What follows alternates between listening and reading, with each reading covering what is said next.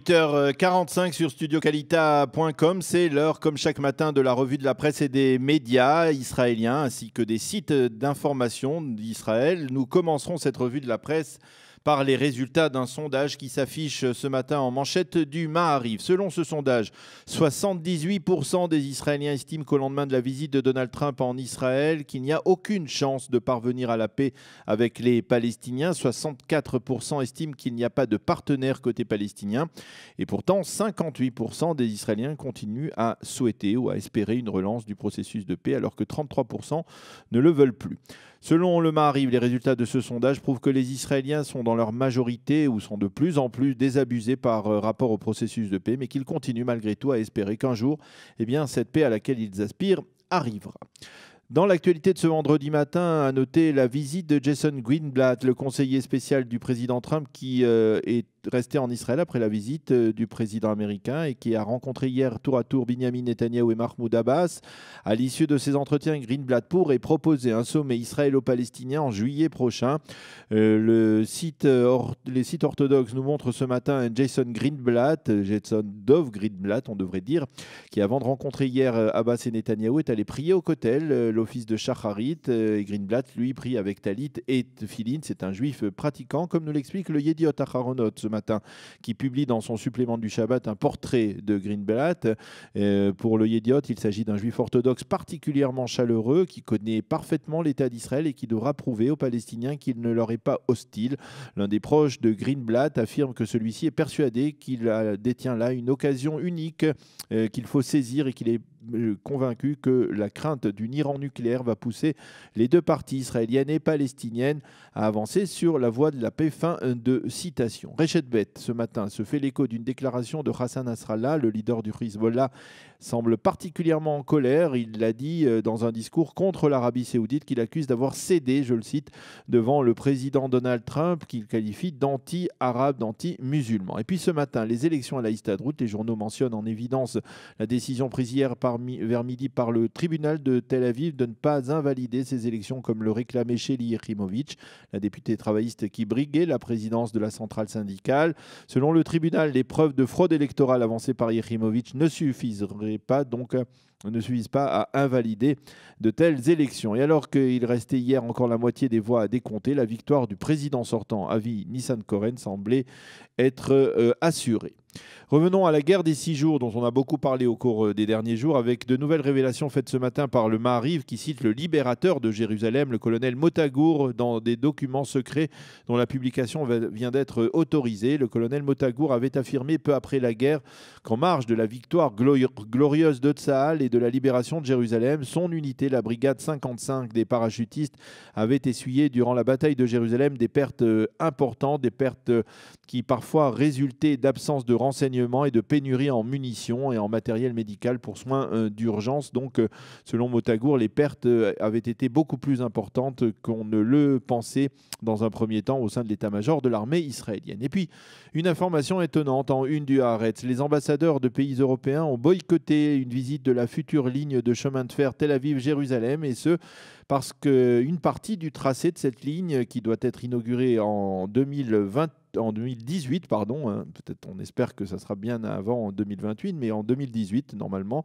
on espère que cette ligne, on affirme que cette ligne passe par les territoires. C'est le reproche qui est donc fait par ces diplomates européens. Elle passe donc par une partie des territoires de Judée et de Samarie. Cette partie, il faut le souligner, ne fait pas plus que quelques centaines de mètres. Le Israël Hayom nous propose dans son supplément du Shabbat un reportage sur Enrico Macias, qui donnera dans les prochains jours des concerts en Israël pour fêter le jubilé de son premier concert en Israël. C'était donc il y a 50 ans. Enrico Macias qui affirme que la situation des Juifs en France est difficile, ainsi que d'une certaine manière la situation de tous les Français, affirme-t-il. Enrico Macias qui déclare qu'Israël est son premier foyer et qui affirme que le moment venu, il fera son alia. On lui souhaite bonne chance et on lui souhaite de la faire le plus rapidement possible, bien entendu. Dans son supplément général du Shabbat, le Yediot Aharonot consacre sa manchette et un long article à notre Wonder Woman nationale Gal Gadot qui se languit souvent d'Israël et qui explique peu avant le lancement du film Wonder Woman justement que ce n'est pas si simple d'être une superstar à Hollywood. Qu'écrivent ce matin les éditorialistes dans la presse israélienne après cette semaine sur les chapeaux de roue où Israël a accueilli Donald Trump et où le pays a célébré le jubilé de la réunification de Jérusalem.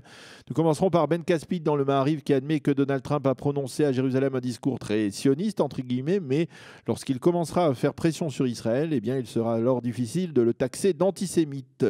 Dans son commentaire dans le Maariv, Kalman Lipskin fait le lien entre Jérusalem et la visite de Trump et il fait remarquer que certains des ministres qui appellent Trump à déplacer l'ambassade américaine de Tel Aviv à Jérusalem, eh bien, eux-mêmes ne se pressent pas pour déplacer leur ministère de Tel Aviv à Jérusalem et ils le maintiennent à Tel Aviv sous divers prétextes au lieu de venir installer leur bureau dans la capitale. Caroline Glick, l'une des meilleures éditorialistes de la droite israélienne, écrit ce matin, toujours dans le Maariv, lorsque Donald Trump a affirmé cette semaine qu'il voulait protéger Israël, tout le monde l'a cru, mais personne ne lui a expliqué ce qu'il fallait faire pour nous protéger. Et voilà pourquoi il continue à faire les erreurs de ses prédécesseurs. Trump est prêt, selon elle, à écouter d'autres propositions que celles d'un État palestinien, mais le gouvernement Netanyahou semble figé sur l'approche erronée de deux États et il ne parvient pas à s'en débarrasser. Alon Ben David, l'expert militaire du Maariv, explique que pour espérer obtenir le soutien de l'opinion publique américaine, Donald Trump doit absolument obtenir très vite un succès diplomatique d'envergure internationale. Il a trois options.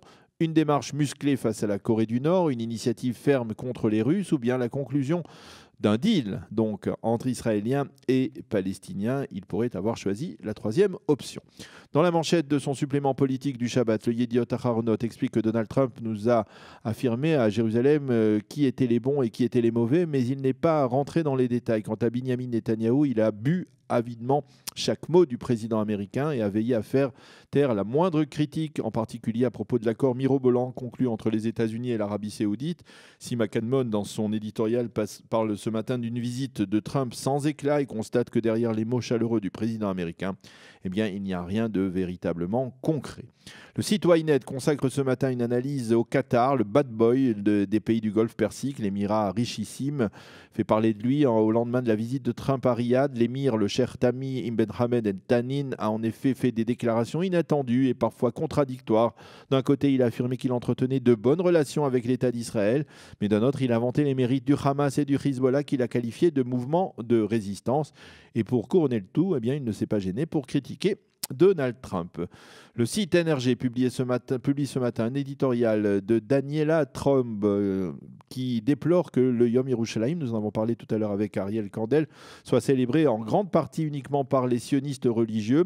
Elle écrit que mercredi, pour la première fois, elle qui se définit comme une laïque, a participé à la grande marche des drapeaux conduite par la mouvance sioniste et religieuse et elle exprime son souhait de voir que même les non-religieux célèbrent la réunification de Jérusalem. Le Yediot Aharonot, lui, revient sur le traumatisme provoqué en Angleterre par l'attentat dans l'aréna de Manchester et au lendemain de la victoire en Coupe d'Europe de Manchester United, le journal choisit comme titre justement Manchester United pour expliquer comment la ville s'est soudée dans le drame et comment elle tente de panser ses plaies physiques et morales.